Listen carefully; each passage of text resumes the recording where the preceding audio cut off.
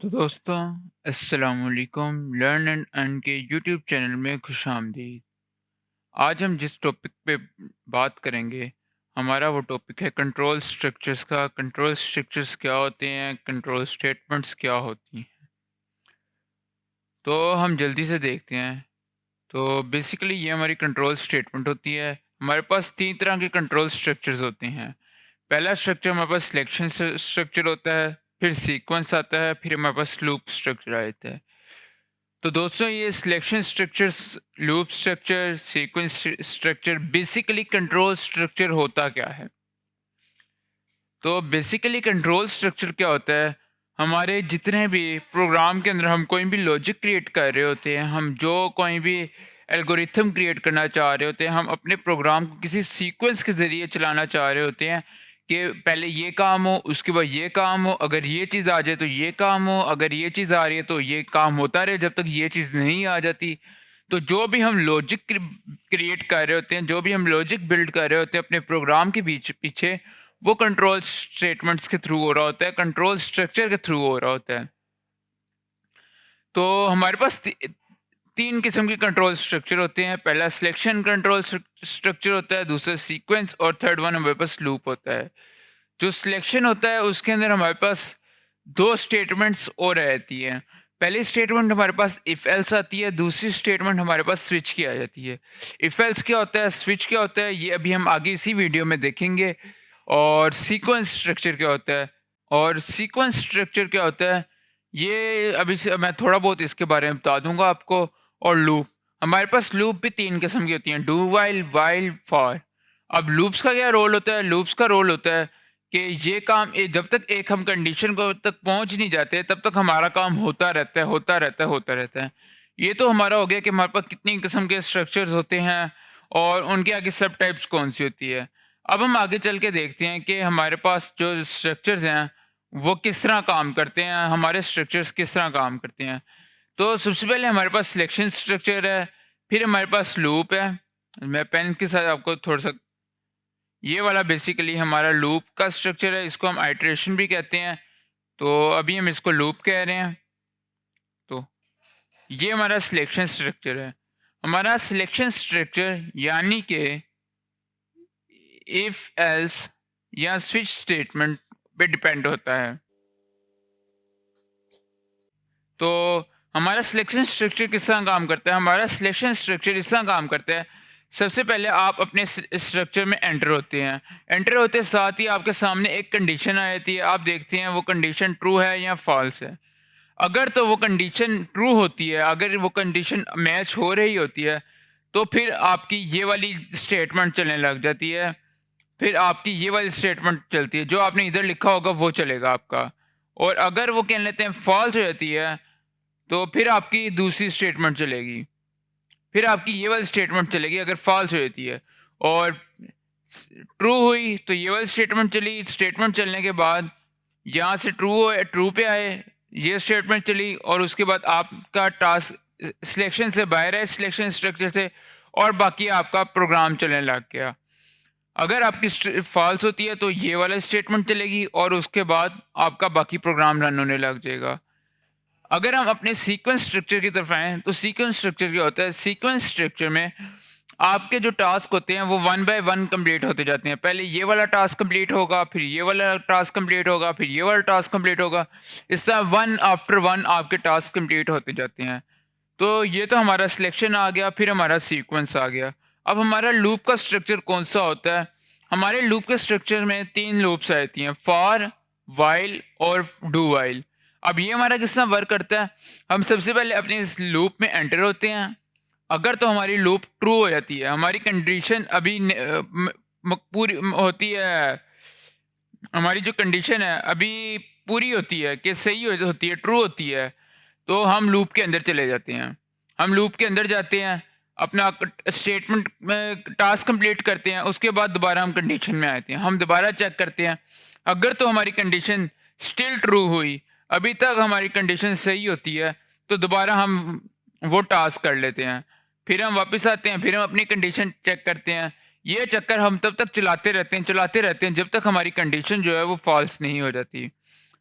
जब हमारी condition false हो जाती है कि फॉर एग्जांपल अगर हमारी एज लिखी हुई है कि अगर आपकी एज 18 है तो आप ये काम करें, हमारी एज 1 है, हम आते हैं इस ये काम करते हैं, वापस जाते हैं, हमारी एज तब तक यहाँ पे हमारी एज में एक 1 ऐड हो जाता है। इधर हमारी कंडीशन में 1 प्लस हो रहा है, तो हमारी एज यहाँ पे 1 है, हम आते हैं, कंडीशन ट्रू होती है, हम काम करते हैं आके और उसके बाद हम इधर आ जाते हैं। इधर हमारी एज 2 हो जाती है और फिर हम इधर आते हैं, काम हो रहा है, कंडीशन ट्रू है, कंडीशन हमने जाना है कंडीशन कहती है जब तक 5 है तब तक 5 से छोटा है तब तक चलता रहे। हम इधर आते हैं, काम करते हैं, आ जाते हैं, जहाँ पे हमारी कंडीशन 3 हो जाती है। अब हम आके चेक करते हैं 3 5 से छोटा है, हम वापस काम करते हैं, फिर आ जाते हैं 4 हो जाते हैं। फिर हम जाके कंडीशन चेक करते हैं, कंडीशन 4 स्टिल 5 से छोटा है, फिर हम अपना काम करेंगे और फिर आ जाएँगे। अब जब हमारी स्टेटमेंट कंडीशन 5 हो जाती है, तो अब 5 जो है वो 5 से छोटा नहीं होता, कंडीशन हमारी फ़ॉल्स हो जाती है, तो हम लूप से बाहर आके बाकी काम शुरू कर देते हैं। तो ये हमारी कुछ कंडीशंस थी, स्ट्रक्चर्स थे, इन पे हमारा प्रोग्राम बिल्ड करता है, इनसे हमारे लॉजिक इन पे बिल्ड होते हैं। तो आज इन पे हम जिन स्टेटमेंट्स पे बात करेंगे वो हमारी स्टेटमेंट्स होंगी इफ एल्स की या फिर इफ एल्स और स्विच को अभी हम इस वीडियो में बात करेंगे। डू वाइल और फॉर को हम नेक्स्ट पे बात करेंगे। और जो हमारा सीक्वेंस स्ट्रक्चर है वो अभी तक हम अपने सीक्वेंस स्ट्रक्चर को ही फॉलो कर रहे थे कि वन आफ्टर वन हम अपने टास्क को कंप्लीट कर रहे थे। तो जल्दी से हम अपने वीएस कोड पे चलते हैं।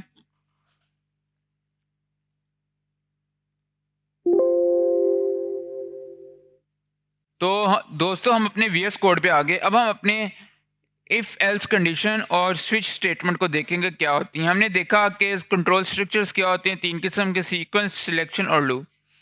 अब हम इफ़ एल्स को देखेंगे और लूप को देखेंगे। तो इफ़ एल्स हमारे पास 2 किस्म की होती हैं। एक हमारे पास इफ़ एल्स सिंपल आती है, इफ़ स्टेटमेंट, और दूसरी हमारी इफ़ एल्स में लैडर में आती है कि इफ़ एल्स इफ़। अगर ये काम होता है सही है, तो अगर ये है तो ये करो, वरना फिर ये करो, वरना ये करो, वरना ये करो। इस तरह हमारे पास इफ एल्स लेडर आती है और फिर हमारे पास स्विच आते हैं। तो हम इनको चेक करते हैं, तो हम एक बेसिक अपना स्ट्रक्चर क्रिएट कर लेते हैं। तो हैश इंक्लूड आईओ स्ट्रीम लगाते हैं और उसके बाद हम यूजिंग नेम स्पेस एसटीडी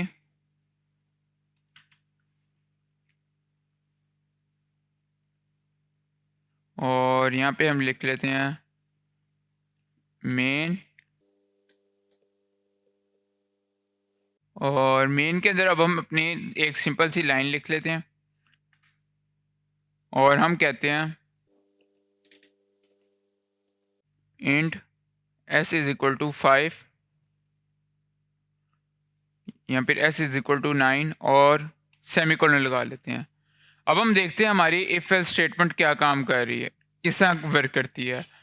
तो उसके लिए हम इफ़ कंडीशन लगाते हैं, हम लिखते हैं इफ़, और हमारे सामने ये देखें इफ़ की आ गई है, स्निपेट भी आ गया, कोड स्निपेट। और दूसरा हमारे पास ये वाला कोड स्निपेट है जो कि अगर हम नीचे जाते हैं, ये हमारा लेडर का है इफ़ एल्स के, अगर हमने कंटिन्यूसली इफ़ एल्स यूज़ कर रहे होते हैं तो सिंपल हम यहाँ पे इफ़ पे एल्स कंडीशन को यूज़ करते हैं।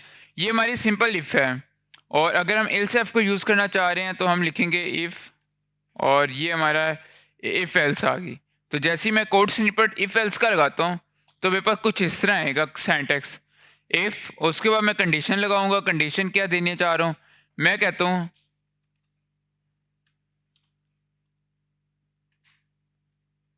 If age is equal to, इसको एस को मैं एज कर देता हूँ, और मैं यहाँ पे कहता हूँ if age is less than 18।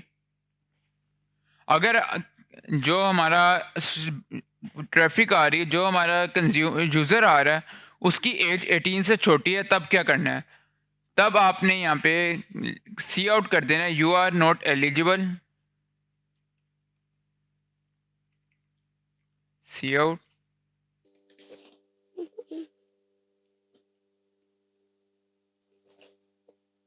हमने लिखा अगर एज किसी भी हमारे यूज़र की एज छोटी है 18 से तो ही इज़ नॉट एलिजिबल। अगर उसकी एज 18 से बड़ी हो जाती है या 18 हो जाती है तब हम उसको सी आउट कर देंगे यू आर एलिजिबल। तो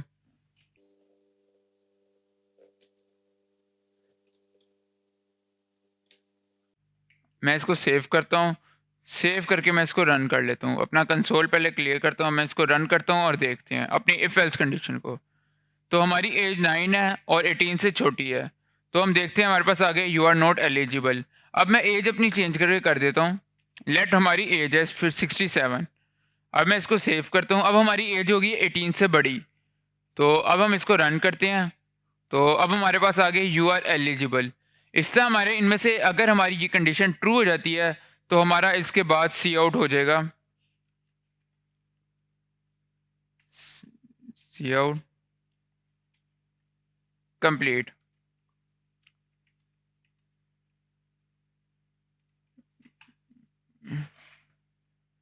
यू आर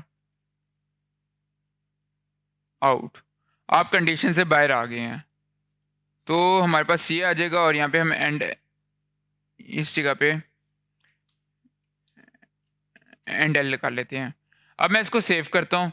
अब अगर मैं इसको देखें जैसे ही 67 करूँगा ना और इसको रन करता हूँ तो आप देखें you are eligible you are out.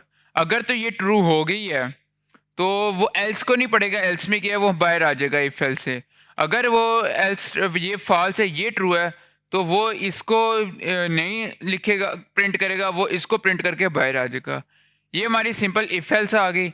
अब हमारे पास आ जाती है इफ एल्स इफ लेडर वाली कि अगर ये है तो ये करो नहीं तो ये करते करो। तो मैं यहाँ पे लिखता हूँ इफ और इफ एल्स इफ को अप्लाई करते हैं। तो ये देखिए इसमें हमारे पास 2 से 3 इफ एल्स आ रही हैं। तो ये हमारा किस तरह वर्क करेगा इस पे हम प्रॉब्लम्स देख लेते हैं। प्रॉब्लम्स क्या आ रही हैं एक्सपेक्टेड एंड एक्सप्रेशन। तो हम इसके अंदर एक्सप्रेशन लिख लेते हैं। तो अब हम क्या करते हैं, हम कहते हैं अगर आपकी एज जो है वो 18 if age is less than 18। अगर एज 18 से लेस है तो हम यहाँ पे लिख लेते हैं you are young. See out you are teen. Else if आपकी एज 18 के एल्स इफ हम अब यहाँ पे हम दो स्टेटमेंट्स लगाएंगे और देखते हैं कि हम डबल कंडीशंस कैसे अप्लाई कर सकते हैं। एल्स इफ में मैं कहता हूँ चलें ठीक है आपकी एज 18 से कम है, लेकिन अगर आपकी एज 18 की इक्वल है या भी अगर आपकी एज 18 मैं लिखता हूँ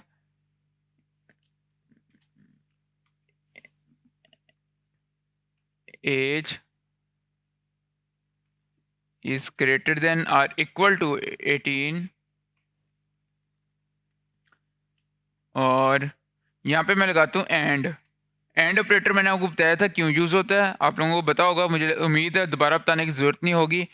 और एज हमारी 40 से कम है या 50 से कम है। Age is less than 50।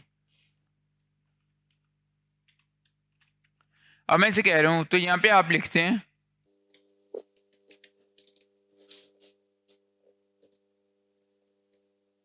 You are young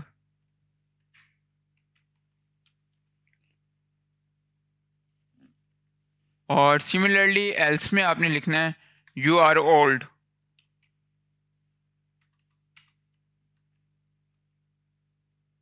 तो अब मैं क्या कह रहा हूँ, अब मैं इसे कहता हूँ कि अगर तो आपकी एज 18 से कम है तो आप एक टीन है और अगर आपकी एज 18 से लेके 50 के बीच में है तो आप यंग है और 50 से ऊपर है आपकी एज है तो आप ओल्ड हैं। सेव करता हूँ, सेव करके इसको प्ले करता हूँ और हमारी एज 67 है। तो देखें हमारे पास क्या प्रिंट होगा, यू आर आउट हो रहा है। तो यहाँ पे मैंने ओल्ड लिखना था, मैंने आउट लिख दिया। तो मैं इसको ओल्ड लिखता हूँ, सेव करता हूँ और सेव करके मैं इसको रन करता हूँ। रन। तो देखें you are old you are out, कब? जब आपकी एज 67 है। अगर मैं कर देता हूँ आपकी एज 7 है खाली, सेव करता हूँ, सेव करके रन करता हूँ, तो अब आप देखें you are teen you are out. और अगर मैं इसको 27 कर देता हूँ या 37 करके सेव करता हूँ और रन करता हूँ, तो you are young you are out आ जाएगा। देखें, तो ये हमारी इफ एल्स स्टेटमेंट आ गई, इफ स्टेटमेंट आ गई। अब हमारे पास आती है स्विच स्टेटमेंट। तो अब आप सोच रहे होंगे कि हम इफ एल्स स्टेटमेंट कब यूज़ करते हैं और स्विच स्टेटमेंट कब यूज़ करेंगे। होती तो दोनों का रोल सेम ही होता है कि वो भी यही कंडीशन अप्लाई कर रही होती है, स्विच भी कंडीशन अप्लाई कर रहा होता है। आपने स्विच तब यूज़ करना है जब आपके पास नंबर ऑफ कंडीशंस हो, लाइक आपके पास ऑप्शंस हो। जैसे मेन्यू होता है कि आप कहीं पे जाते हैं कि 1 2 3 4 में से आपने कोई बटन दबाना होता है, तो तब आप क्या लेते हैं, स्विचेस को यूज़ करते हैं। और अगर किस दो नंबरों के बीच में से आपने कोई एक नंबर चुनना होता है कि लाइक मैं जैसे यहाँ पे था 18 से लेके 50 के बीच में अगर कोई भी चीज़ आ जाती है तो कंडीशन अप्लाई हो जाए। लेकिन अगर 18 से लेके बीच में कोई भी आ जाए तब आप इफ एल्स कंडीशन को यूज़ करेंगे इस कंडीशन में जो ये है। और अगर आपके पास 10 नंबर हैं, उन 10 नंबर में से आपने एक नंबर को चूज़ करना है, आपने किसी एक नंबर को चूज़ करना है 10 में से, तो तब आप स्विच को यूज़ करेंगे। जस्ट लाइक हम लिफ्ट में जाते हैं, लिफ्ट में हमारे पास ऑप्शंस होती हैं कि हम कौन से फ्लोर में जाना चाह रहे हैं। तो अगर कोई ऐसी ऑप्शन आती है तब आप स्विचेस को यूज़ करेंगे। या फिर मेन्यू वगैरह में है तो वहाँ पे स्विचेस को यूज़ करेंगे। अदरवाइज़ आप इफ एल्स को यूज़ करेंगे। तो हम स्विचेस को देख लेते हैं, स्विचेस क्या होते हैं। स्विचेस का रोल भी सेम होता है, कंडीशंस अप्लाई करने के काम आता है स्विचेस भी। और हम देखते हैं स्विचेस क्या होते हैं। तो हम लिखते हैं स्विच, और हमारा वीएस कोड हमें ये स्विच का स्निपेट भी देता है। ये स्निपेट हमें कहाँ से मिल रहा है, जो हमने सी सी प्लस प्लस की एक्सटेंशन की थी। तो ये देखें, अब यहाँ पे आ गया, मैं चुनना चाह रहा हूँ मेन्यू। मैंने कोई मेन्यू क्रिएट किया हुआ है, तो मेन्यू, और मैं आपको इसको करके बताता हूँ मैंने किस तरह किया हुआ है। मैं लिखता हूँ यहाँ पे choose one for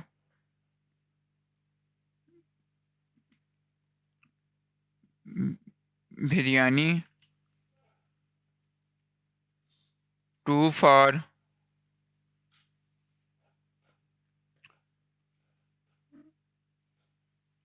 roasted chicken,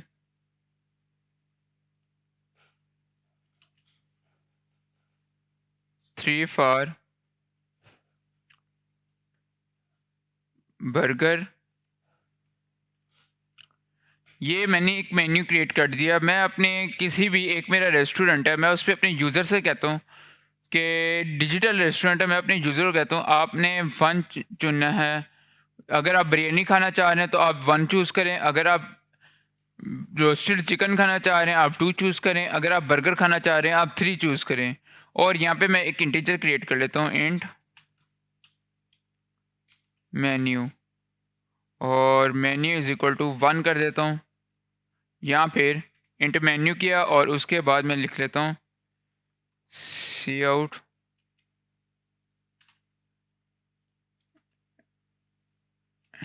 enter.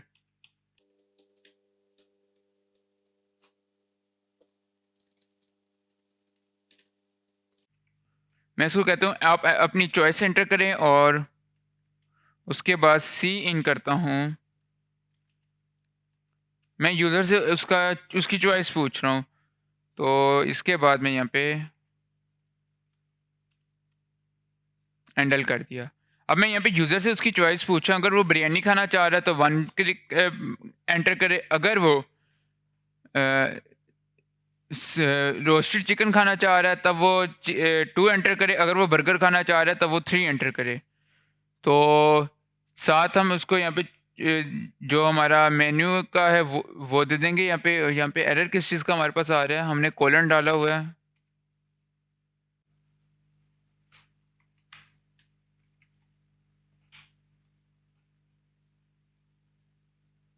तो हम सी आउट के ये वाले सिंबल्स हम सी आउट के लिए करेंगे, तो मैं इसको ऐसे कर लेता हूँ। तो अब सही है। तो अब हम यहाँ पे क्या करेंगे, हम अपने 3 केसेस क्रिएट कर लेंगे। पहला केस हम कर देते हैं केस नंबर 1। कांस्टेंट एक्सप्रेशन आप इस जगह पे लिखेंगे जो हमारा केस नंबर 1 होगा, और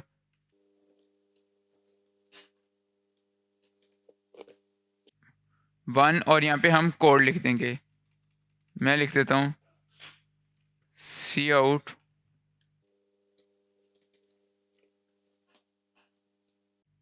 बिरयानी, और उसके बाद मैं यहाँ पे आ जाता हूँ, एक और केस 3 केसेस क्रिएट कर लेता हूँ। सेम कंट्रोल वी,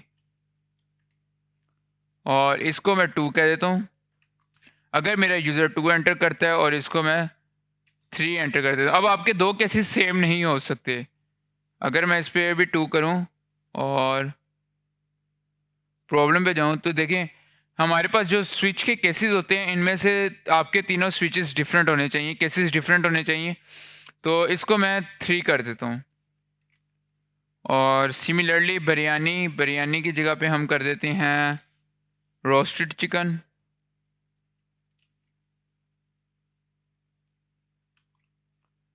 और यहाँ पे बर्गर कर देते हैं।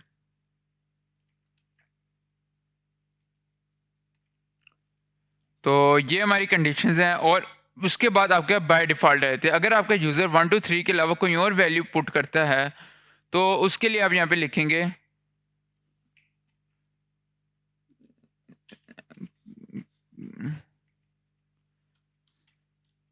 सी आउट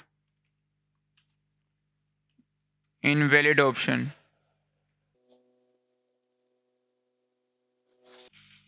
तो ये हमारा एक छोटा सा मेन्यू तैयार हो गया, और यहाँ पे हमारे पास एरर किस चीज़ का आ रहा है। तो अब हम इसको सेव करके देखते हैं हमारे पास क्या आता है। मैं इसको रन करता हूँ, और रन करके हम देखते हैं यहाँ पे हमारे पास आ रहा है एंटर योर चॉइस। तो इसको बजाय इसके कि मैं इधर करूँ, मैं टर्मिनल में करता हूँ। तो यहाँ से मैं इसको बंद करता हूँ, और टर्मिनल में आके मैं लिखता हूँ, ये मेरे पिछले कोड का, मैं लिखता हूँ G plus plus class 9 dot C P P और एंटर। तो class 9 dot E C enter. तो अब देखिए एंटर योर चॉइस, मैं यहाँ पे अपनी चॉइस एंटर करूँगा। मैं चॉइस एंटर करना चाह रहा हूँ 3, मैंने 3 एंटर किया, और देखिए बर्गर आ गया। तो अगर मैं इसमें चॉइस एंटर कर देता हूँ अपनी, मैं दोबारा इसको क्लास 9 को एंटर कर देता हूँ, क्लास 9 डॉट ई एक्सी, और दोबारा मैं रन करता हूँ। अब मेरे से दोबारा चॉइस पूछे, दोबारा मैं चॉइस जो एंटर करूँगा मैं 7 कर देता हूँ। अब चूंकि चॉइस 7 मेरी केसेस में नहीं है, तो जैसे मैं एंटर करूँगा तो इनवैलिड चॉइस आपके सामने आ गया कि आपकी चॉइस इनवैलिड है। अगर हम इसी चीज़ को बार बार रन करना चाह रहे हैं, तो हम फॉर लूप लगा के इसको रन कर सकते हैं। तो अब वापस अपने इधर आते हैं स्विच स्टेटमेंट में। अब स्विच स्टेटमेंट में जो ब्रेक है ये बड़े काम की चीज़ है। अब हम अपने स्विच स्टेटमेंट में देखते हैं, अगर ब्रेक ना होती तब क्या होता। अगर ब्रेक ना होती तो हमारा बिरयानी केस 1 होता बिरयानी, तो अगर ब्रेक ना होती तो बिरयानी के साथ साथ हमारे बाकी केसेस भी चल जाते। ब्रेक का काम क्या होता है, ब्रेक हमारे केस 1 ट्रू हो गया तो ब्रेक हमारे स्विच स्टेटमेंट से बाहर आ जाएगी। लेकिन अगर ब्रेक ना होती तो हमारे बिरयानी ट्रू हुई है, उसके बाद रोस्टेड चिकन भी चल जाएगा, बर्गर भी चल जाएगा। तो ये हमारी स्विच स्टेटमेंट थी। तो उम्मीद करता हूँ आपको स्विच स्टेटमेंट की समझ आई होगी। तो आज के लिए इतना ही, मिलते हैं अगली वीडियो में। खुदा हाफिज़।